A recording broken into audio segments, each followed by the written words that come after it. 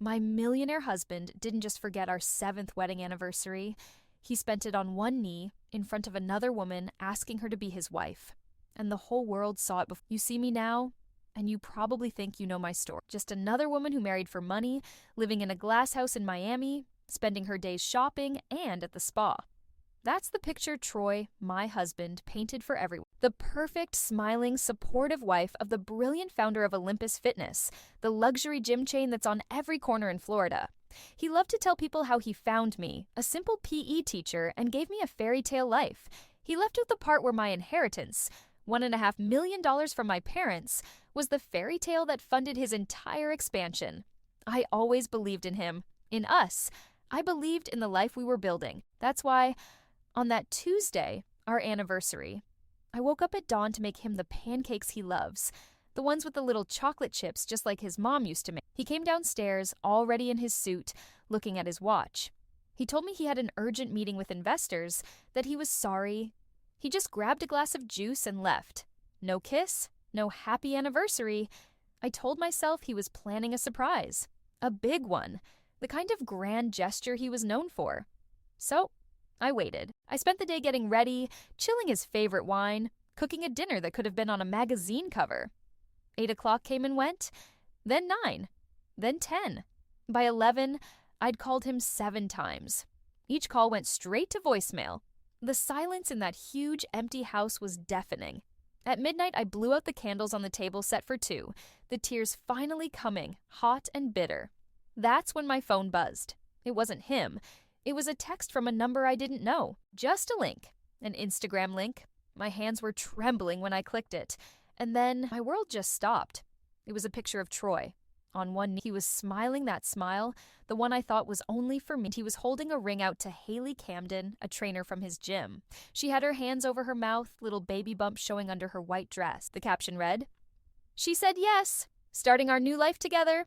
This story, the one I'm about to tell you, is about how I went from being the wife he erased to the woman who took back everything. It's a messy story, and I think I'll need a friend to get through it. To make sure you hear how it all ends, you can follow the stories I'm sharing here. That way, you won't miss what I did next. The screen of my phone felt like a block of ice in my hand. I must have stared at that picture for 10 minutes. It wasn't real. It couldn't. My brain kept trying to find an explanation, a misunderstanding, maybe a scene deep down, in that place where your worst was the same one he had the day he proposed to me, a little completely sure of himself. I'd met her She was always so sweet, so bubbly, telling me how much she admired Troy, how lucky I was. I remember her saying once, "You guys are the ultimate power couple." I guess she just wanted to be half of it.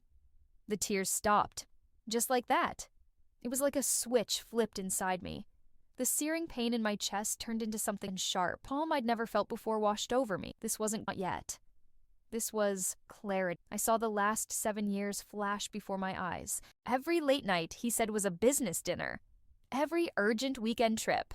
Every time I felt a little flicker of suspicion and immediately crushed it, calling myself crazy, insecure.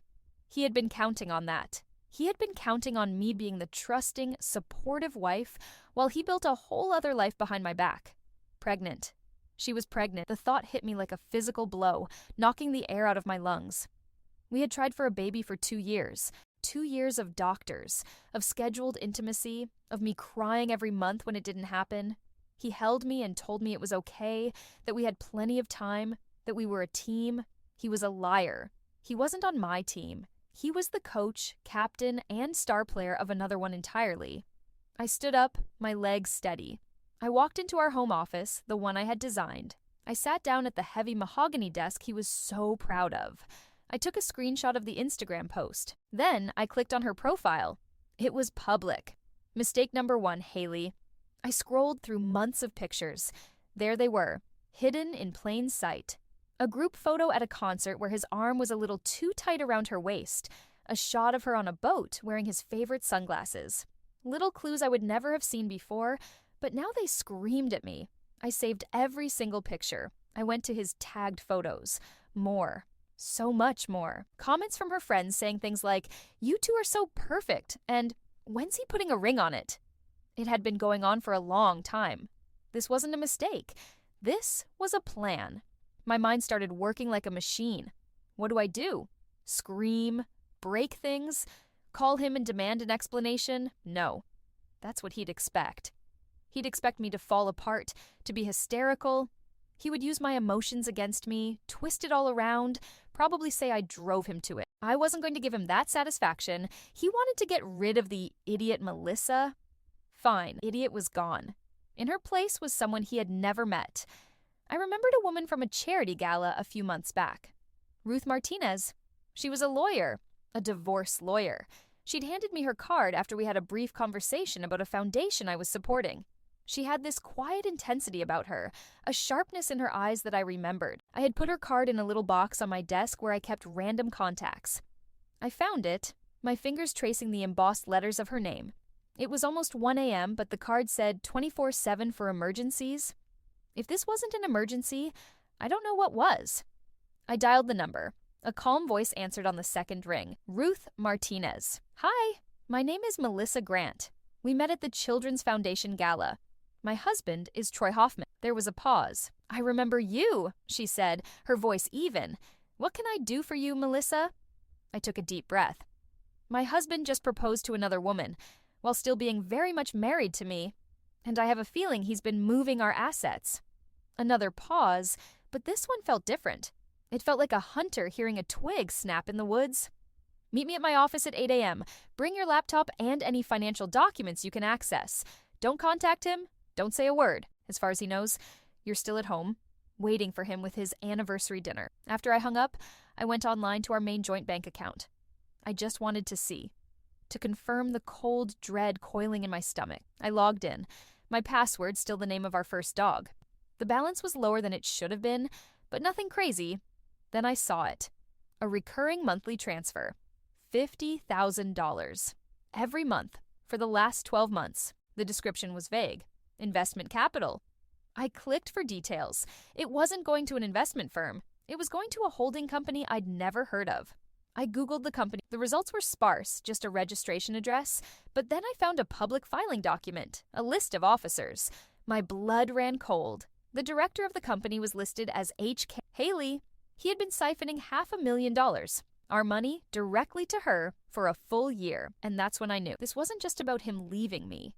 This was a calculated theft. He wasn't just breaking my heart. He was trying to erase the one I had paid for. Innocent part of me, the part that believed in surprises and fairy tales and the good in people, died right there in that cold, silent office. I didn't sleep. After hanging up with Ruth, sleep felt like a luxury I couldn't, like something from a different life. The sun started to bleed through the blinds, painting stripes across the cold, untouched dinner on the dining room table.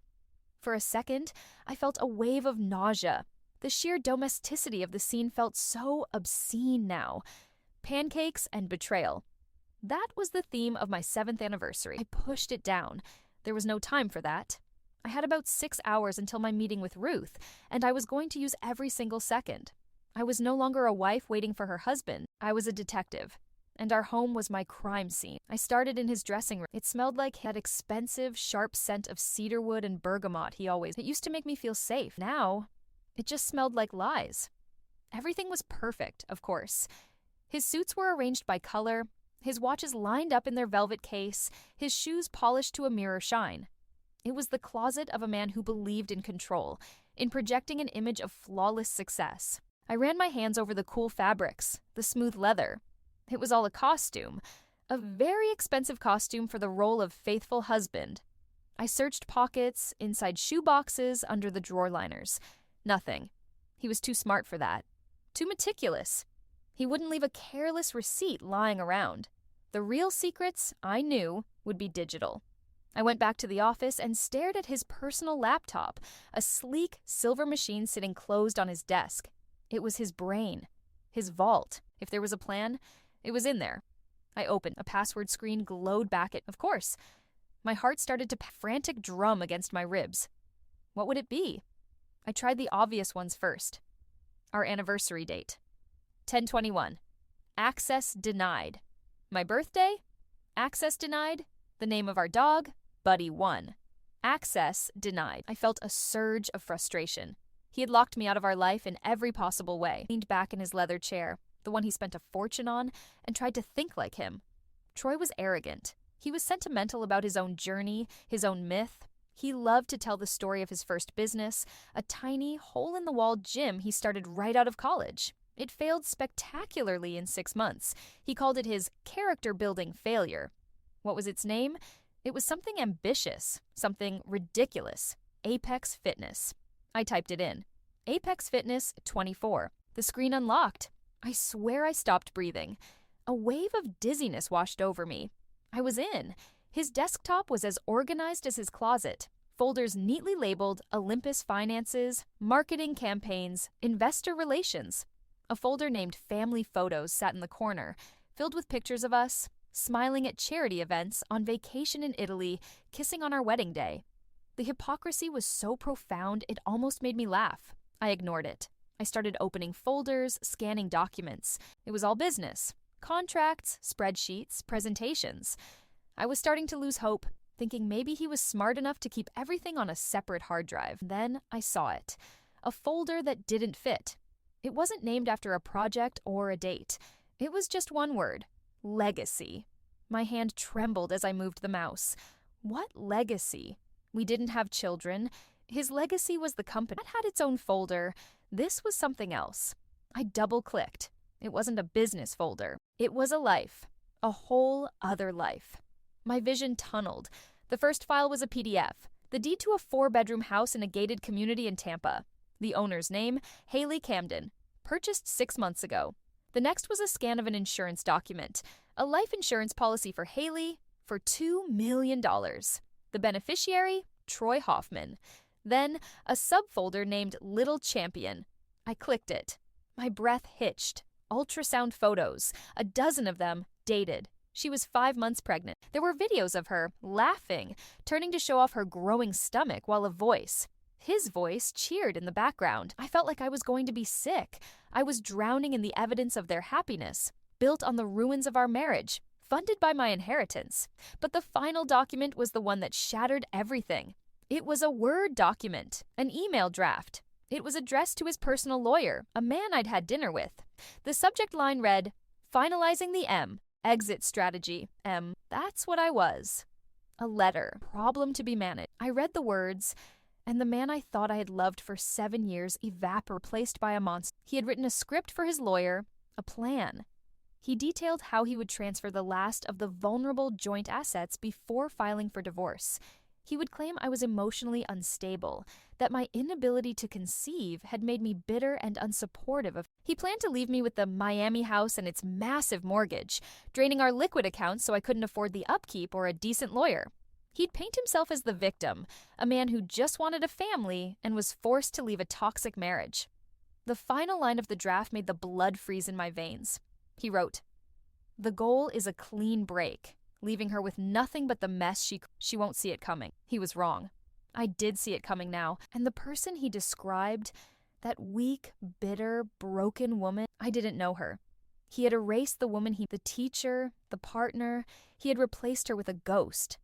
And in that moment, looking at the blueprint of my own destruction, I realized the terrifying. I wasn't married to a flawed man who made a terrible mistake. I was married to a predator who had been wearing my husband's face all along. I printed the deed, the insurance policy, the ultrasound photos, and that horrifying exit strategy email. The hum of the printer was the only sound in the house, a quiet, methodical machine spitting out the evidence of my life's demolition. I sat there, surrounded by the cold, hard facts on paper, and a strange thought surfaced. Maybe this was the worst of it. Maybe this was the bottom of the pit. I was so naive. I hadn't even begun to fall. With the legacy folder fully documented, a morbid curiosity pulled me back to the laptop.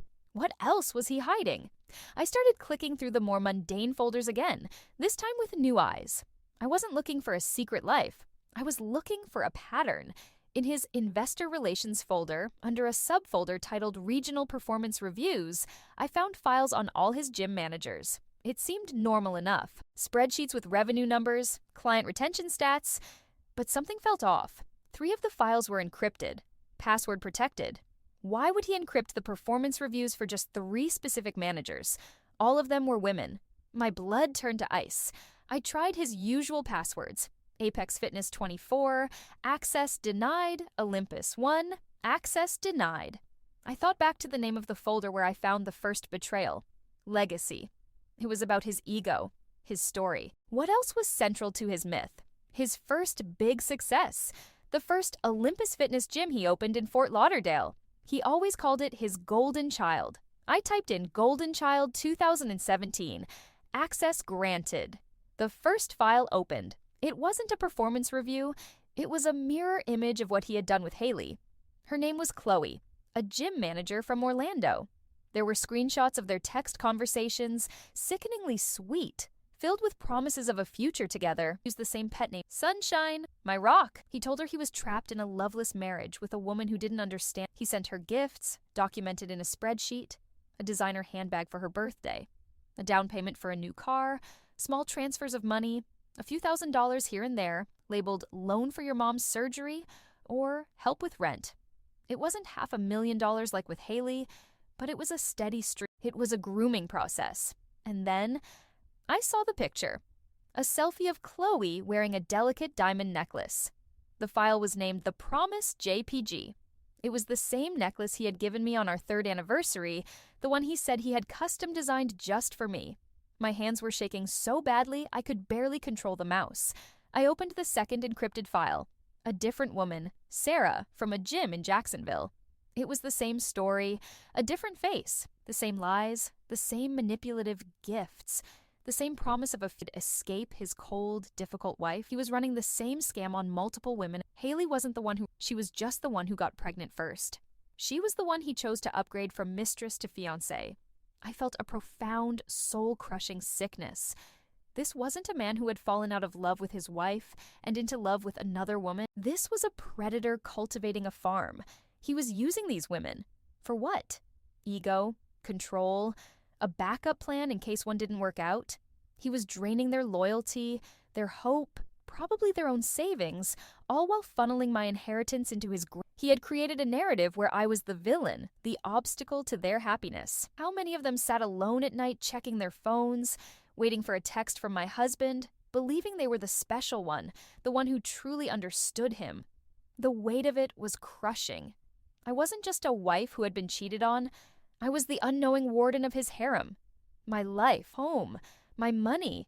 It was the fortress that allowed him to conduct these cruel campaigns against other women. The beautiful house they envied was their prison too. I leaned back and closed my eyes, the glow of the laptop screen burning against my eyelids. The personal sting of Troy and Haley's betrayal was still there, a hot knife in my gut. But it was joined by something new, cold, sharp, righteous. This wasn't just about my broken heart and my stolen. It was about Chloe. It was about Sarah. It was about every woman he saw as a stepping stone, resource to be exploited and then discarded. He thought he was building a legacy, an empire of his own making. But all he was building was a trail of broken lives. The sadness I'd been fighting back, the grief for my dead marriage, it didn't vanish. It crystallized. It turned from a heavy, suffocating fog into a diamond-hard point of purpose. I was the only one who could see the whole picture. I was the only one who knew the full depth of the well. In that moment, I made a new vow. He didn't just forget our anniversary. He forgot who he was dealing with. He thought I was just another trophy on his shelf. He was about to find out that I was the one thing he never planned for, the consequence. He didn't just collect women, he created a monster. And I would be the one to burn his whole corrupt kingdom to the ground. Leaving Ruth Martinez's office felt like stepping into a different city. The Miami sun was just as bright, the air just as thick with salt and humidity, but everything looked sharper, harder. The world was no longer a soft, focused dream. It was a high-definition, unforgiving reality. Ruth had been exactly what I needed. Not a shoulder to cry on, but a drill sergeant. She laid out the stark facts. Troy's actions weren't just immoral, they were criminal. Bigamy, fraud, embezzlement. The words echoed in my head. But she gave me a crucial He thinks you're a mess right now. He's expecting tears, angry voicemails, maybe a frantic call to his mother. Your greatest weapon is his arrogance. He thinks he's 10 steps ahead. We need to let him believe that. When he calls, you are the broken, confused wife. You know nothing. You suspect nothing. You are just sad and lonely. Can you do that, Melissa? I told her yes, but the word felt thin and acting has never been my strong suit. I spent the next 2 days in a self-imposed prison, the giant empty house he'd bought for us. Every object was a memory, a landmine. The photo on the mantelpiece from our trip to Aspen, both of us bundled in ski gear, his arm wrapped tight around me, his laugh so real I could almost hear it. For a moment, a wave of pure agonizing. I missed that man. The man who held my hand in the snow, who whispered that I was his ever, or was he just a character Troy was playing too? I had to physically turn the photo frame around to face the wall. I couldn't look at it. I couldn't mourn a ghost while the monster was still on the loose. I was a ghost myself. Drifting through the silent rooms, my phone clutched in my hand like a lifeline and a bomb. Every buzz made my heart leap into my throat. I jumped when the pool cleaner arrived, when the mail was delivered. I was a bundle of raw nerves, stretched to the breaking point. This was the valley Ruth had prepared me for. The agonizing weight, the silence was his weapon, designed to make me unravel, to make me desperate enough to make a mistake. He finally called on Thursday after 3 full days after our anniversary. I saw his name flash on the screen. My whole world. That's what I had him saved as. Physical. I let it ring 3 times, took a deep, shuddering breath, and swiped to answer. Made sure to let a little sob catch in my throat as I said hello. Mel? Honey, are you there? His voice was thick with that fake, syrupy concern he used when he was about to ask for something. It was the voice he used on nervous investors and difficult clients. Troy? Where are you? I've been so worried, I whispered, letting my voice crack. I walked over to the kitchen island and gripped the cold marble edge, anchoring myself. I'm so sorry, baby. The deal in New York went crazy. We've been in lockdown, back-to-back meetings. My phone died, and I couldn't find a charger that fit. I feel terrible. Did you get my flowers? Flowers, of course. The classic move of a guilty... No, I said, my voice small. There aren't any flowers, Troy. I could almost hear the gears turning in his head. A slight pause. Damn it. That incompetent delivery service. I ordered a huge bouquet of your favorite lilies. I'll get a refund. Honey, I am so sorry about our anniversary. I promise I'll make it up to you. I'll be home Saturday. We'll do something amazing. He was so good. So plausible. If I hadn't seen the pictures, the documents, the blueprint for my ruin, I would have believed him. I might have even felt a rush of relief. But instead, all I felt was a cold, coiling rage. He was in the Bahamas with his pregnant fiancée, calling me to lie about flowers. I miss you, I said, squeezing my eyes shut, channeling every ounce of real pain I felt into my performance. It was just so lonely here without you. I know, baby. I know. It's almost over. And then he made his mistake. It was a small thing, a casual, throwaway comment, but it was the key to everything. He said, Look, I'm just wrapping up the final paperwork on this new investment. I have to liquidate some of the main brokerage account tomorrow to close the deal. It's a massive opportunity for us, Mel, for our future. My heart stopped. The brokerage account. That was where the bulk of my inheritance was. Not in our joint checking, but in a managed investment portfolio under both our names. It required dual authorization for any withdrawal over $10,000. He couldn't touch it without me. So why would he tell me he was liquidating it? Because he thought I was a financial idiot. He thought the word brokerage would go right over my head. He was testing the waters, planting a seed for a future conversation where he'd need my signature for his massive opportunity. Or even worse, he had already found a way to bypass the security, a loophole, a forged signature, and he was creating a verbal alibi. I had to bite my lip to keep from saying anything. My mind was racing. Ruth had told me to look for the next move, and he had just handed it to me on a silver platter. Oh, I said, my voice sounding distant and tired, like a wife who couldn't care less about boring money talk. That's nice, honey. Just come home safe. I will. Saturday. I love you, Mel. I love you too. I whispered. The words tasted like... I hung up the phone and stood there in the dead silence. The mask dropped. My breath came out in a long... My reflection in the dark glass of the oven door showed a woman I barely recognized. Her eyes weren't filled with tears. They were cold and absolutely furious. He thought he was playing a game of chess with a pawn.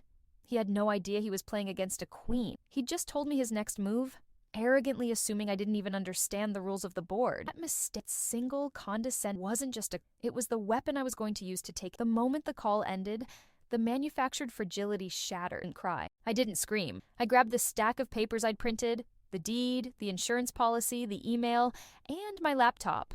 And I was out the door in less than 5 minutes. Driving to Ruth's office felt like moving through a dream.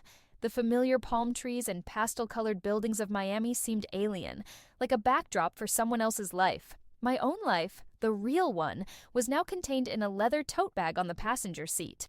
I walked into Ruth's office, a sleek, minimalist space of glass and steel overlooking Biscayne Bay. It felt cold, but it was a comforting cold.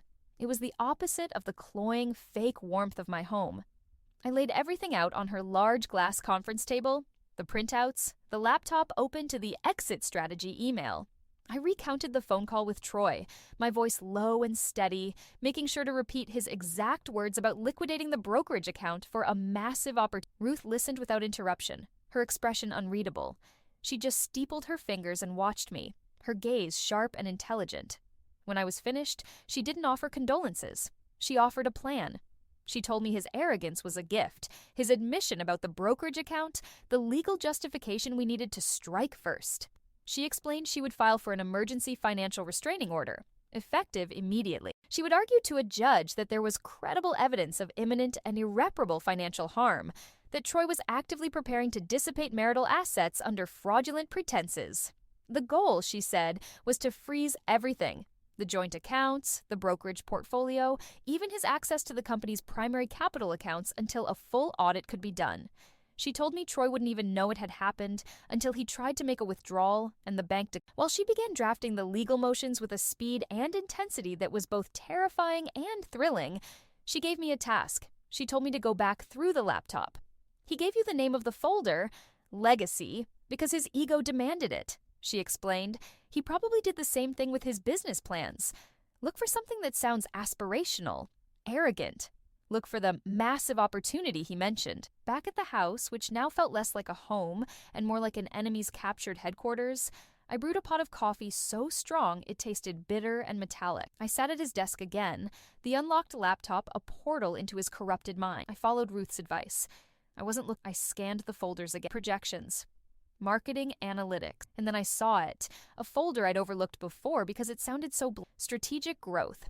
Inside was a single, massive PowerPoint presentation file. The name of the file was Olympus Prime Pitch Deck Final TPTX. My blood ran cold. Olympus Prime. It sounded just like him. Grandiose. Exclusive. I opened it. It was a 100-slide pitch deck for a new, ultra-luxury tier of his fitness empire. These weren't just gyms. They were wellness sanctuaries with cryotherapy chambers, IV drip lounges, and membership fees of $50,000 a year. It was a brilliant plan, I had to admit. It was also a monstrous one. I scrolled to the financial section, my heart hammering against my ribs. There it was, in a detailed chart labeled Phase 1 Capitalization. It listed all the sources of funding for the first 3 prime locations. And the final, largest entry, the one that would close the funding gap, was labeled Private Brokerage Liquidation, MGTH account. He had put my initials right there in his secret plan. He wasn't just trying to fund a new life with Haley. He was trying to use the very last of my inheritance, the money he couldn't touch without me, to launch the project that would make him a legend. He was going to build his new kingdom on the bedrock of my family's legacy, and then discard me so he wouldn't have to share it. This was the true motivation. It wasn't about love or lust for Haley. It was about pure, unadulterated. She wasn't his soulmate. She was just the new fertile figurehead for the next stage of his empire, one that would have no trace of me. The pain of this discovery, it was deeper, colder. He hadn't just cheated on me. He had been systematically working to erase me, not just from his future, but from his past. He wanted the world to see Troy Hoffman, the self-made fitness mogul, and forget that a PE teacher with a $1.5 million inheritance had ever existed. My contribution, my trust, my parents' life savings, it was all just private brokerage liquidation to him. I saved the entire pitch deck to a thumb drive. I found the corresponding business plans, the architectural renderings for the new locations, the draft of the press release that announced the venture, with his name as the sole founder. I saved everything. The grief was gone, replaced by a chilling sense of purpose. This wasn't a divorce anymore. It was a war for my history. He wasn't just stealing he was trying to rewrite our past. And I was about to add a chapter he never, ever saw coming. The emergency restraining order was a silent, invisible bomb. Ruth confirmed it had been granted by a judge early Friday morning. Troy's financial world was now a fortress, and he didn't even know he was locked out. A small, vicious part of me couldn't wait for the moment he would swipe a credit card to pay for a champagne breakfast for Haley in the Bahamas and be met with the cold, digital slap of the word declined. But Ruth had sobered me with a harsh reality. She told me that while the order protected the money, the real battle would be fought in the court of opinion. Troy would paint a picture of me, she'd explained. He would tell everyone I was hysterical, vindictive, a liar trying to ruin him because he'd finally found happiness. In a high-asset divorce, character assassination was a standard weapon, and he had been building his case against me for over a year. It would be my word against his. Unless, she'd said, her eyes locking onto mine, we could prove this wasn't an isolated incident. Unless we could prove it was a pattern. Her words hung in the air long after I left her office. A pattern. My mind immediately went to the encrypted files on his laptop, to Chloe in Orlando and Sarah in Jacksonville. The thought of contacting them sent a jolt of pure terror. To them, I was the enemy, cold, difficult wife he was trying to escape. They were in love with a man who didn't exist, a victim they were desperate to save. What if they were so deep under his spell that they immediately forwarded my message to him? The restraining order would be exposed, our element of surprise gone. He'd have time to hide assets, to rally his lawyers, to strike back before we were ready. It was an insane risk. For an entire day, I paced the cold marble floors of my house, arguing with myself. Don't do it. The sensible part of me screamed, it's too dangerous. Stick to the financial evidence. But another voice, a quieter, colder one, kept whispering, counting on you to be enemies. His entire strategy depends on keeping you all isolated in your own private heartbreaks. He had built his power by making us all feel uniquely alone. The most powerful thing I could do was to break that isolation. My decision solidified after midnight, in the suffocating silence of the house. I made a new, anonymous email address, something untraceable, like floridasun2024@protonmail.com. My hands felt disconnected from my body as I typed, my heart a frantic, panicked bird beating against my ribs. I decided to start with Chloe. She was the one with the necklace. The promise, that was the crack in the facade I could exploit. The subject line had to be perfect, not accusatory, not threatening. Something that would bypass her initial defenses and ignite a spark of pure, undeniable curiosity. I typed, a question about a custom diamond necklace. The body of the email was the hardest thing I've ever had to write. I rewrote it 20 times.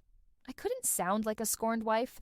I had to sound like a woman sharing a piece of a puzzle she couldn't solve alone. I told her I was a researcher looking into the business practices of luxury jewelers in Florida, and that a particular custom piece had come to my attention. I told her I had reason to believe the story behind the necklace's creation wasn't what it seemed. It was all lies, of course, but they were lies in service of a much greater truth. And then, the payload. I wrote, to give you some context, I've attached 2 photos. I would appreciate your discretion. I attached the first image, the screenshot from Troy's secret folder of Chloe smiling, wearing the delicate diamond necklace. The Promise JPG. Then I went to our family photos folder, the one Troy kept on his desktop as a prop. I found a picture from our 3rd anniversary dinner. There I was, smiling at the camera, Troy's arm around me, and around my neck was the exact same necklace. I put the 2 photos side by side in a single image file. 2 different women, 2 different years, same man, same one-of-a-kind promise. I hit send before I could lose my nerve. The wait was agony. Every minute felt like an hour. I imagined the email arriving in her inbox. I imagined her confusion, then her dawning horror. I imagined her calling Troy, his smooth voice calming her down, convincing her it was a doctored photo sent by his crazy, jealous wife. I started to think I had made a catastrophic error. I refreshed my inbox every 30 seconds. Nothing. An hour passed. Then 2. I was about to shut the laptop, convinced I had failed, when the notification pinged. A new email from an unknown address. My breath caught in my throat. It was from her. The message was short, stripped of all like she had typed it in a blind. He told me it was his grandmother's design he had remade just for me. He is in the Bahamas right now on a business trip. He said, that picture of you is from your anniversary. He told me he spent it alone working. He lied about everything. I have 2 years of texts saved. Tell me what you need. I read the email 3 times, the words blurring through a sudden film of tears. But these weren't they were tears of overwhelming, vindicating relief. I wasn't alone anymore. I hadn't just built a harem. He had unknowingly assembled an army. My counterattack didn't just have a legal strategy and financial evidence anymore. It had a witness. Troy thought he was collecting women, stacking them up like trophies. He never imagined we'd start a collection of our own. We were just getting started.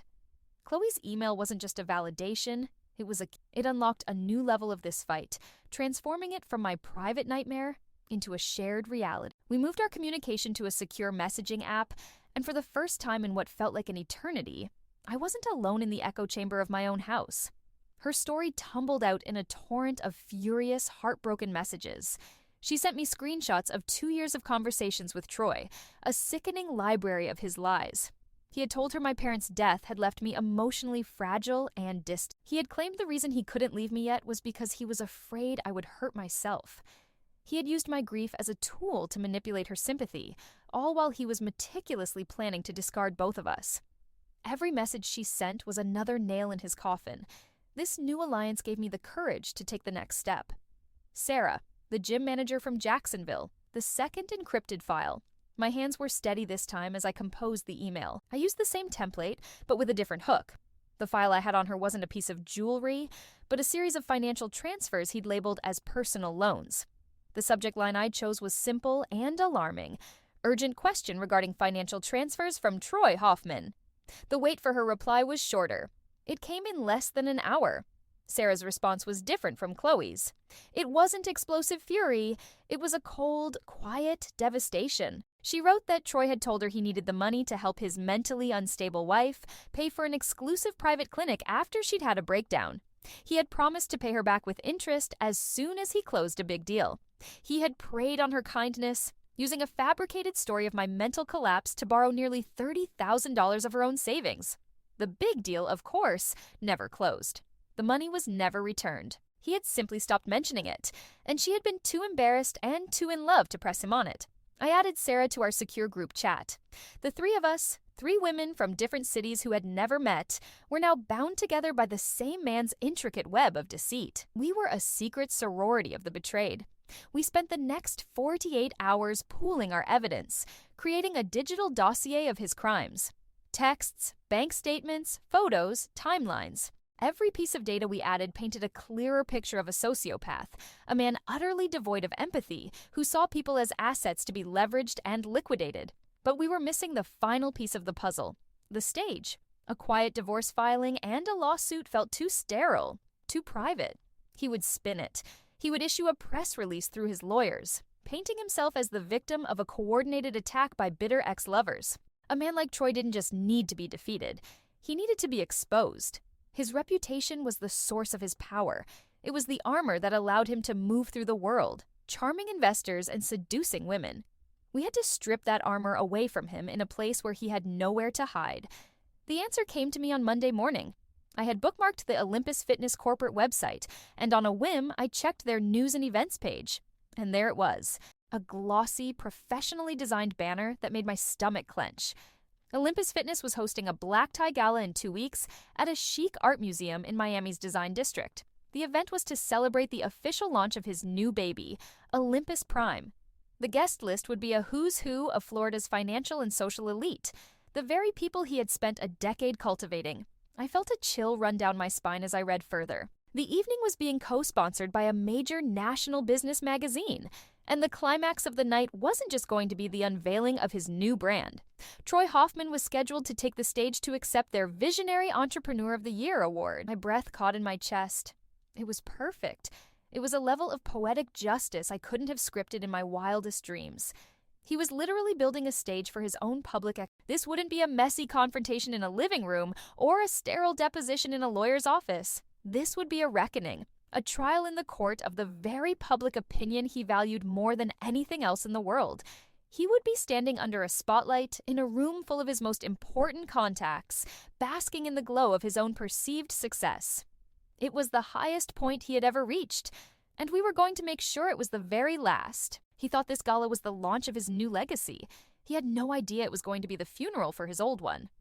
And I was going to make sure we all had a front row seat. The 2 weeks leading up to the gala were the longest and shortest of my life. They were a blur of encrypted chats, late-night calls with Ruth, and the meticulous assembly of our digital arsenal. The house, once a monument to our shared life, became my command center. I had the locks changed the day after Troy got back from his business trip. Shock. His key useless in the door of the life he thought he still controlled. He had left me a few used voicemails, which I'd forwarded directly to Ruth without listening. Wonder. Let him simmer in the uncertainty. This time in our relationship, I was the one who held all the cards, and the silence was my power. Night. The house is still. The air is heavy with anticipation. The gala is tomorrow. Everything is in place. Ruth has a process server waiting for the moment Troy steps off that stage, ready to hand him the divorce papers and a notice of the massive fraud lawsuit. Chloe and Sarah are on standby, ready to share their own stories with their own networks, corroborating everything the second the news breaks. My part is simple, and it's the hardest thing I'll ever have to. I walk through the dark, quiet rooms, a single glass of whiskey in my hand, the amber liquid catching the moonlight. This is the last night I will spend as Melissa Hoffman. Tomorrow, I will burn that name to the ground and walk away as Melissa Grant again. There's no celebration in the thought, only a heavy, final finality. I catch my reflection in the dark glass of the French doors leading to the patio. The woman looking back at me is a stranger. Her eyes are not soft and trusting. They are hard, clear, and the girl who fell in love with a charming, ambitious man is gone. In her place is a woman who has looked into the abyss and learned how to build a ladder out of the bones she found there. Fleeting second, I feel a pang of something for the man I thought the man who made me laugh so hard I couldn't, who held me all night when I had a fever. Any of that, I don't know anymore. And I realize it doesn't matter. Real or not, he's dead. The man who stands in his place is a predator, and you don't mourn a predator. Just as that thought solidifies, my phone buzzes on the kitchen counter. It's not a text. It's a notification from the one credit card account Ruth had advised we keep active but frozen, a secondary card in Troy's name, linked to our main joint account. We'd left it as a tripwire. Any activity would alert me instantly, and now it has. My heart gives a hard, painful thud. I pick up the phone. It's a fraud alert.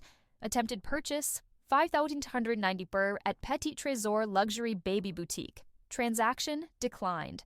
I stare at the notification, and a slow, cold smile spreads across my face. Petit Trésor. It's the most absurdly expensive baby store in Miami, a place where they sell cribs that cost more than a car. I can picture the scene so vividly, it's like I'm there. Troy, trying to maintain the illusion for Haley, the big shot millionaire who can give her and their little champion the world. He's probably been making promises, telling her the cash flow issue is temporary, just a banking glitch. He walks into that store, all swagger and confidence, picking out the most opulent, ridiculous thing he can find to prove he's still in control. And then, the moment of truth at the register. The cashier's polite smile falters. Quiet, humiliating words. "I'm sorry, sir. It's been declined." This is it, in their perfect facade. The fairy tale is starting to crumble under the weight of a declined credit card. Can't buy her silence or her adoration. The foundation of his wealth, his power, his ability to provide a life she could only dream of, is gone. I can imagine the fight they had in the car on the way home, the accusations, his panicked. Their new life together isn't a dream. It's a house of cards in a hurricane, and the wind is just picking up. Their alliance isn't built on love. It was a business transaction, and he just defaulted on the... I close the notification and walk upstairs to my closet. Hanging in a garment bag, waiting for tomorrow, is my dress. It's a column of emerald green silk. It's not a dress he would have liked. It's not soft or romantic. It's bold, severe, unforgettable. It's armor. Lying on the dresser next to it is a small silver thumb drive. It looks like nothing. A trinket. But it holds the full weight of his lies, his deceptions, his ruin. It's concentrated into a weapon. I hold the small, cool piece of metal in my palm. He's going on that stage tomorrow night to be celebrated as a visionary, the man who built an empire. He has no idea that his entire world is about to be condensed into a single PowerPoint presentation. He thinks he's the author of his own story. He's about to find out he's just the subject of... The museum was a cathedral of glass and white marble, filled with abstract sculptures that looked as cold and sharp as I felt. The air hummed with the low murmur of 100 conversations, the clinking of champagne flutes, and the soft, elegant strains of a string quartet. It smelled of money, a mixture of expensive perfume, leather, and the subtle, clean scent of professionally circulated air. 2 weeks ago, I would have belonged here, my hand on Troy's arm, smiling until my face ached, playing the part of the proud, supportive wife. Tonight, I was a ghost, a phantom in an emerald green dress moving through the crowd unnoticed. My purpose, a cold, heavy weight in the pit of my stomach. My ticket, secured through a third party, had listed my name as Melissa Grant. It was a rehearsal for the woman I was about to become again. I saw them holding court near the main installation, a chaotic tangle of polished steel. Troy was incandescent, radiating a confidence so absolute it was almost blinding. He wore a tuxedo like a second skin, one hand holding a glass of champagne, the other resting proprietarily on the small of Haley's back. She was glowing, her blonde hair swept up, a glittering diamond necklace at her throat. A new one, I noted with a flicker of bitter satisfaction. She was playing her part perfectly, her hand constantly straying to her small, neat baby bump, a silent, triumphant announcement to the world. They were the picture of a vibrant, powerful future, the perfect couple, launching a perfect empire. I watched them for a full minute, not with the pain of a broken heart, but with the detached focus of a biologist studying a particularly venomous species of snake. My moment came when I saw the main AV technician, a young guy with a headset and a stressed expression, hurrying towards the control booth at the back of the hall. I intercepted him with a calm, apologetic smile. In my hand, I held the small silver thumb drive. Before he could brush past me, I spoke, pitching my voice to be both friendly and slightly urgent, the voice of a competent assistant cleaning up a last-minute mess. I told him I was with Mr. Hoffman's team and that Troy had made some final tweaks to his awards presentation. I explained he was so busy with the guests, he'd asked me to run the new file up to the booth. He's a perfectionist, you know how it is, I added with a conspiratorial eye roll. The technician just looked tired. He was probably juggling a dozen demands from frantic event planners. He took the thumb drive without a second thought, just grateful to get me out of his way. He just said, "Got it. The Olympus Prime Final File, right?" I nodded, my heart pounding a steady, heavy rhythm against my ribs. "That's the one," I said. "Just load it up and have it ready to go when they call him to the stage." I gave him a $100 bill and told him it was for the last-minute trouble. He pocketed it with a grateful nod and disappeared into the booth. The die was cast. The bomb was armed. I found a spot near the back wall, partially obscured by a pillar, giving me a perfect, unobstructed view of the stage and the enormous projection screen behind it. The awards ceremony began. A woman from the business magazine took the stage and launched into a gushing tribute to Troy's genius. She used all the right words: disruptor, visionary, a true force of nature in the wellness industry. People applauded at all the right moments. From my vantage point, I could see Troy and Haley in the front row, soaking it all in, their faces masks of humble pride. Then they called his name. The room erupted in applause. He kissed Haley, a soft, performative peck on the cheek, and strode onto the stage, a conquering hero. He accepted the heavy crystal award, held it up to the lights, and beamed a smile so bright and so false it could have powered the entire city. Hands were balled into fists at my sides, my nails digging into my palms. I felt nothing. No fear, no sadness, just a profound, chilling calm. He stepped up to the podium. He thanked the magazine, his investors, his incredible team. His voice, amplified by the speakers, filled the hall, smooth and confident. He said he wanted to share a small glimpse of the future, a project he believed would redefine the very concept of wellness.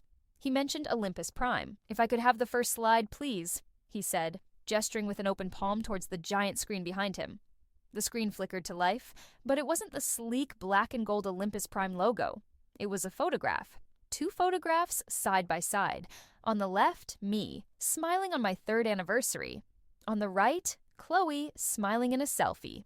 Both of us wearing the exact same one-of-a-kind diamond necklace. Across the top, in stark white letters, was the title, "A Pattern of Investment." Confused murmur rippled through the crowd. Troy froze.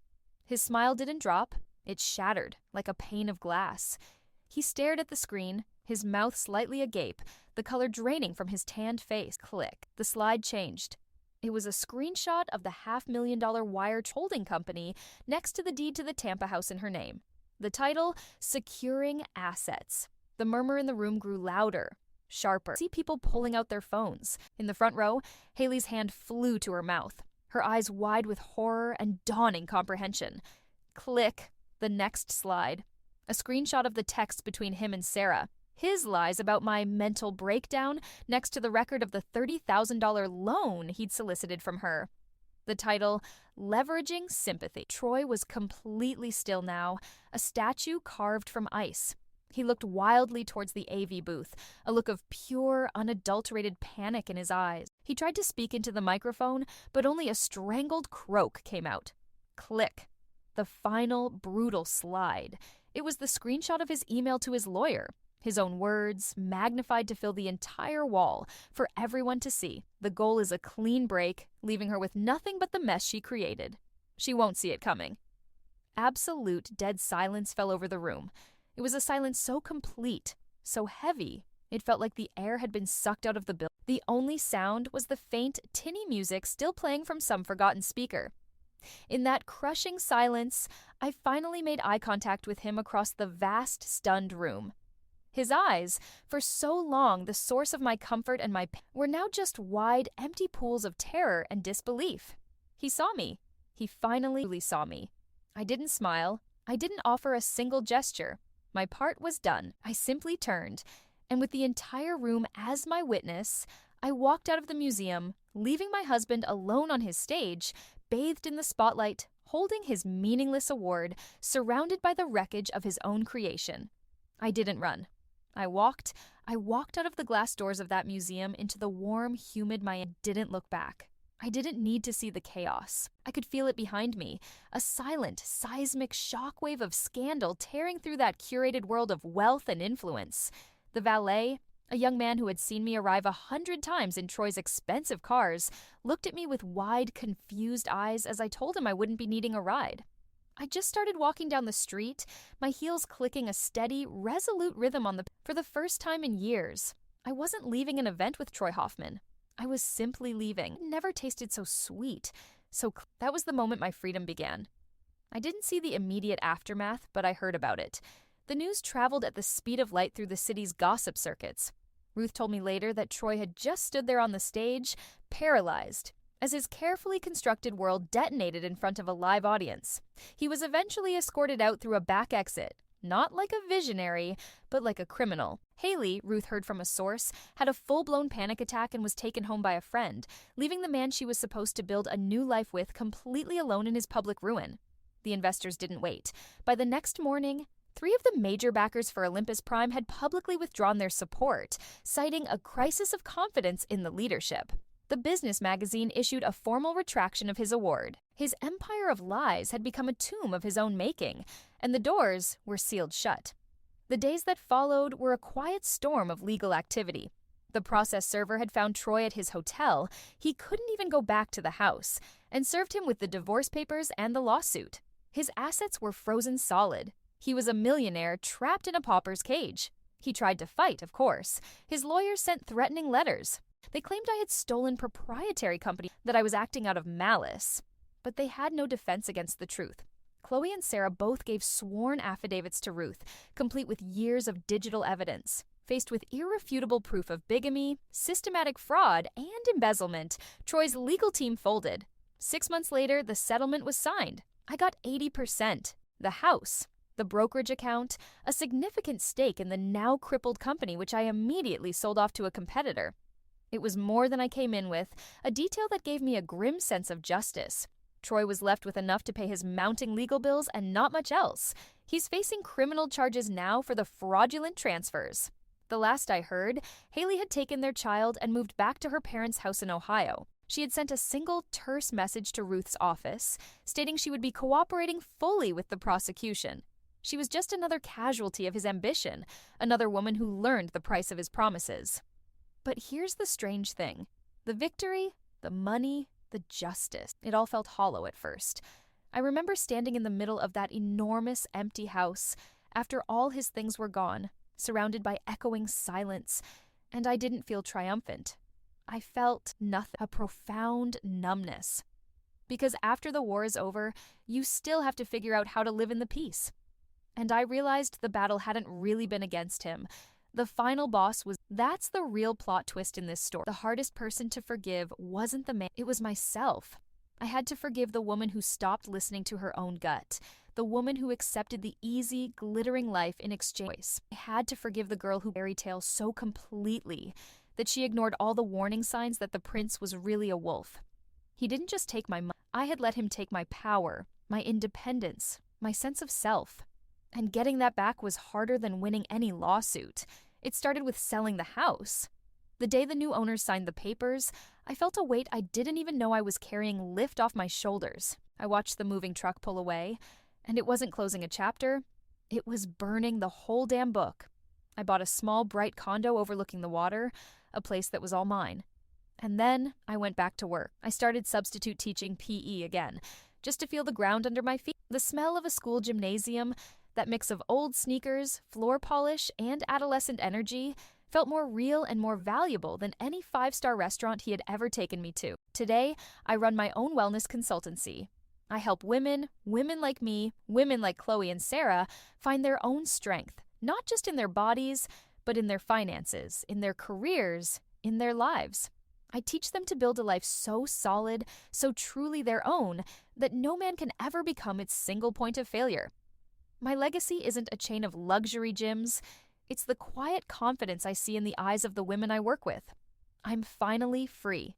Not because I'm rich, but because I'm whole. Freedom isn't living in a glass house without a single. It's knowing you can weather any storm. You are your own safe. This story, my story, it all happened. But I know for a fact that stories like this, in big ways and small, are unfolding in every city, in every town. It makes me wonder where you are, listening to this right now.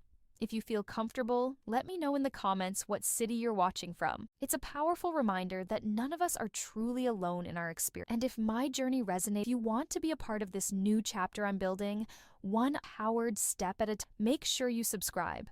Because the most important thing I've learned is that the